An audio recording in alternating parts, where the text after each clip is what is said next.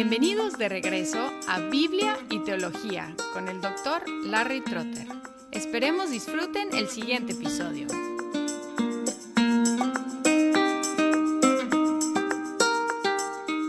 Habiendo hecho un repaso muy breve de las misiones en la Biblia, ahora quiero hablar de algunos temas en la misiología. Y el primer tema que quiero abordar es la cuestión de la misión de la Iglesia y las vocaciones de los cristianos, porque siempre hay un desafío para la Iglesia de no desviarse de su misión. Y hay muchas buenas causas que pueden desviar a los esfuerzos y los recursos de la Iglesia. Podemos pensar en la ayuda económica a los pobres, la salud física, la salud mental, influenciar la política de la nación, reformar otros aspectos de la sociedad, la migración, la educación, la salud, etc. Y frecuentemente la Iglesia se ha distraído persiguiendo muchas buenas causas y perdiendo su misión de hacer discípulos. Y lo que quiero enfatizar es que la misión de la Iglesia no es, por ejemplo, dar ayuda económica a los pobres, sino hacer discípulos entre los pobres. No es sanar a los enfermos, sino hacer discípulos entre los enfermos. No es influenciar a los políticos, sino hacer discípulos entre los políticos. No es reformar las cárceles, sino hacer discípulos entre los prisioneros. No es arreglar la migración, sino hacer discípulos entre los inmigrantes. No es proveer educación primaria, secundaria o universitaria, sino hacer discípulos entre los estudiantes. Y a lo mejor esto suena muy tajante, pero quiero agregar que la Iglesia puede, con mucho cuidado, hacer otras actividades para abrir oportunidades de hacer discípulos. Este propósito ha sido la justificación de hospitales, escuelas, cocinas económicas, enseñanza de inglés o lo que sea. Y estos servicios pueden ser útiles, pero frecuentemente desvían la Iglesia y gastan tiempo, dinero y energía en esfuerzos infructíferos o hasta contraproducentes. Y estas instituciones que absorben mucho esfuerzo de la Iglesia muchas veces pierden el enfoque principal, el enfoque inicial, en ministrar en el nombre de Cristo. ¿Cuántos hospitales fundados por iglesias y que todavía llevan el nombre de iglesias? ¿Cuántos de estos hospitales no tienen nada que ver con la fe cristiana hoy en día? Igual las escuelas. ¿Cuántas escuelas fueron fundadas por misioneros, por iglesias, con el propósito de educar a los menores en la fe, pero perdieron la fe cristiana y siguen siendo escuelas como cualquiera? ¿Cuántas universidades fueron fundadas para entrenar sobre todo ministros del Evangelio, pero ahora, hoy en día, son hostiles al mismo Evangelio? Y tengo que reconocer que en nuestro celo por tratar de alcanzar gente, hicimos muchos intentos en la ciudad de Guadalajara.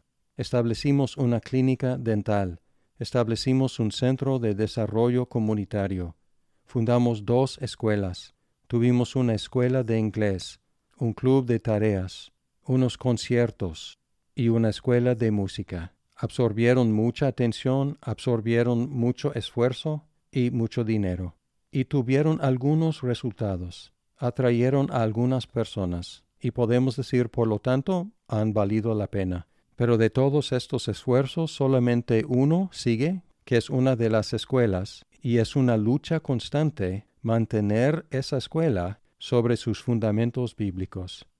Quiero hacer 2 preguntas para ilustrar lo que estoy diciendo.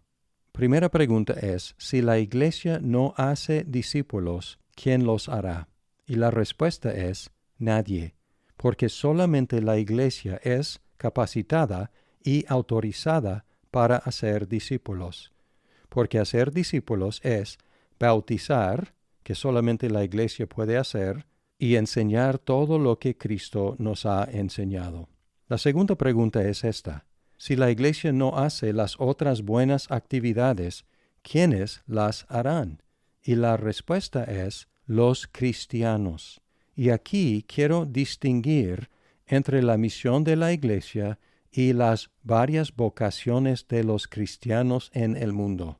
El llamado de los cristianos es hacer buenas obras en el mundo.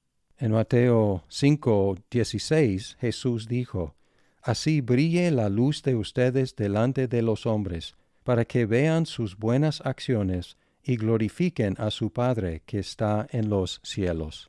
La idea es esta: la Iglesia hace discípulos, y estos discípulos hacen las buenas obras en el mundo. No estoy hablando en contra de ninguno de estos esfuerzos. Es excelente que los cristianos ayuden a los pobres, que contribuyen a la salud física de la gente, que tengan una influencia en la política de sus naciones, de promover reformas en la sociedad, de ofrecer educación para la gente, y muchas otras buenas obras. Pero estoy insistiendo en que no es la misión de la Iglesia hacer estas cosas, sino el llamado de los cristianos en el mundo. Ahora estoy en una iglesia nueva, con la oportunidad de tratar de aprender de mis errores pasados, y hemos tratado de evitar que la Iglesia se encargue de estos buenos esfuerzos.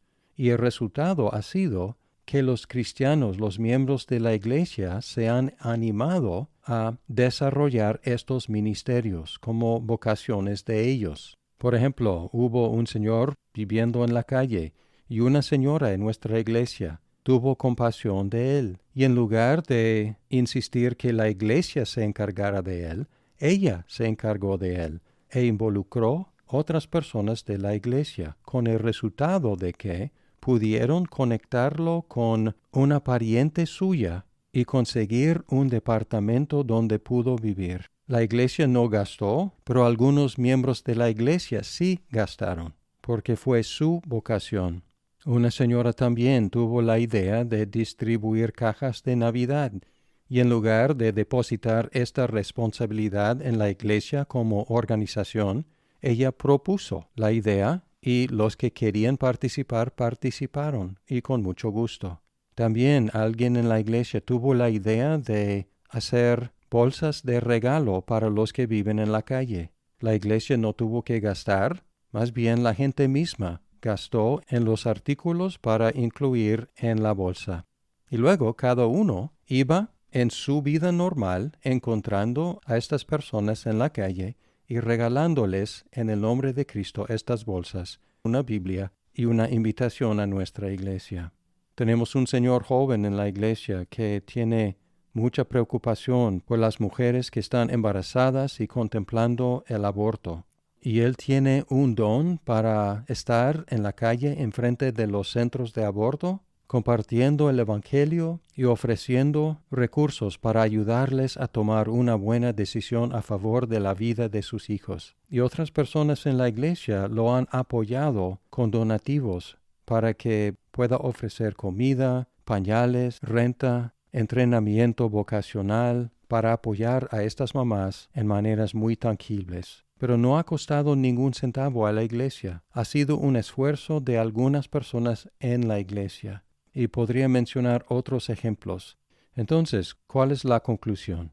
Si la iglesia como organización persigue su misión de hacer discípulos, lo que hace es que permite y facilita y entrena a los cristianos para que puedan perseguir sus varios llamados y vocaciones en el mundo.